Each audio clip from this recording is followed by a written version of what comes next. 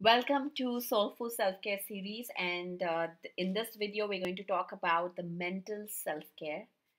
And this is Patri from paripatri.com. I welcome you to my channel, to my videos, and if you have any comments, any feedback, make sure you put that in the comments, and do not forget to subscribe, share, and comment. Okay, so let's talk about mental self-care. Oh my goodness, this is probably one of the most important. Again, I say everything is important, but this is truly important. Is our mental, what's happening right here in our conscious mental mind.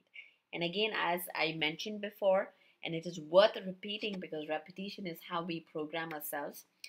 um, Everything that we have in our subconscious mind is reflection.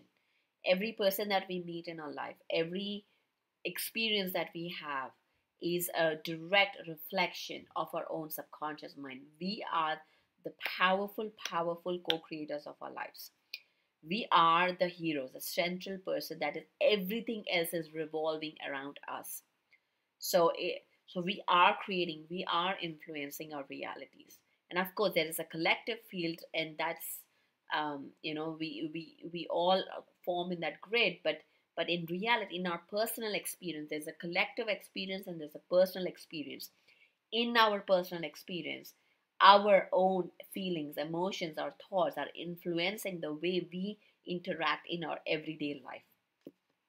So that's exactly what I'm talking about. Now, coming to mental self-care. Mental self-care is about really being a your mental police, is really checking what are you thinking, what thoughts are you harboring in your mind, are you giving shelter in your life. um, are the thoughts that disempower you or the thoughts that empowers you. So the first, everything, so the research has found that the emotion actually gets triggered based on a thought. The stress response, thinking about a presentation that's coming up, thinking about your performance review, thinking about a deadline, thinking about maybe talking to your partner or somebody that you love about a very important discussion that may create conflict. So in all these discussions, all these anticipations create a stress response immediately as soon as a thought comes. Because remember, what happens is the subconscious mind doesn't understand the difference between past, present, and future. Everything is in present tense for the subconscious mind. So if you are thinking about a future event and feeling that I have to do this, the subconscious mind is thinking, oh my goodness, we are in panic, there's a deadline, we have to act, and creates a stress response. And you actually start feeling those emotions in the moment. So there is no difference between past, present, and future. And there's no difference between imaginary, that it is just a thought here, or is it really happening in your life. So it doesn't even understand that everything, all these physiological changes happen because of the way it has been programmed. The heart, as a thought comes, the heart changes its rhythm. It communicates to our limbic brain. The limbic brain creates the stress response and activates the sympathetic nervous system and sends in tons of cortisol, adrenaline to boost up. It shuts down our immune system. It shuts down our decision making cortical brain. It has a cortical inhibition. So many things. Our heart rate increases, blood pressure increases. So many things are happening behind the scenes because of just one thought, that a deadline is coming and I'm not prepared. And that is because of the survival living that we happen, because the ego tries to protect us from death. So maybe you may thinking like, oh my god, the deadline is not death for me, I'm not scared of death. But you know what, you are. Because what happens if you fail the deadline?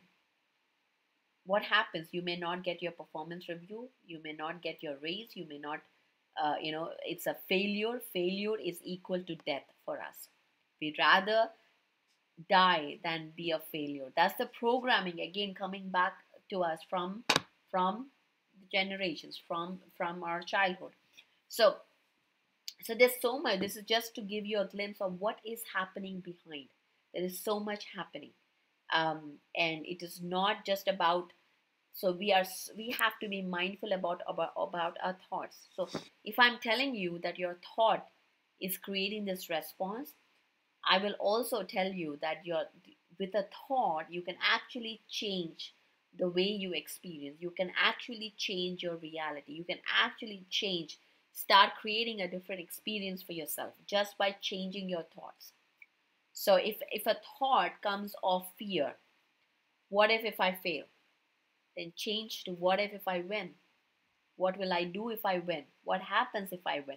So think in terms of we have a miraculous thinking. My father always says he's a big spiritual leader in India and across. And the one thing that he says, we're not even talking about positive thinking anymore. We are talking about miraculous thinking. So let's get into miraculous thinking, thinking miraculously. That will become a lifestyle when we start shifting that from. So let's start from negative to positive. If you're in negative thinking, then positive to miraculous. So let's bring that shift into our life. Is just by being your start policing your thoughts, start seeing what is coming up and shift it immediately. Give yourself a 5-second rule. If a thought comes in, give yourself in 5 seconds you shift it to a different thought which is empowering you. Choose a thought. It's like you have the choice.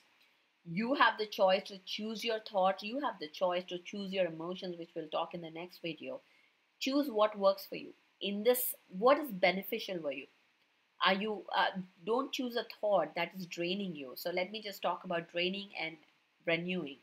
Again, going back to the heart math, the renewing emotions or renewing feelings or thoughts are the ones that bring in compassion, love, forgiveness, um, what else? Gratitude. All these are appreciation, courage, dignity, integrity. All these are renewing energies. That means you feel charged up when you have that feeling. But the draining energies actually are many: frustration, anger, anxiety, depression, sadness, guilt, regret, shame, judging others, gossiping. All these are draining. That means your body takes more energy to process those emotions than you would for the renewing emotions. There, you are actually charging your battery, but here you're draining them. You're using more of the energy to process that. So, think about what is beneficial to you. So now we're talking about self-care. Self-care means really to looking into what is working for you, what is empowering you, what is keeping you happy. Happiness is a natural state of being. This is how we want. This is how we are born. A child is always happy. Of course, you may say child is not always happy, but in a natural state, yes.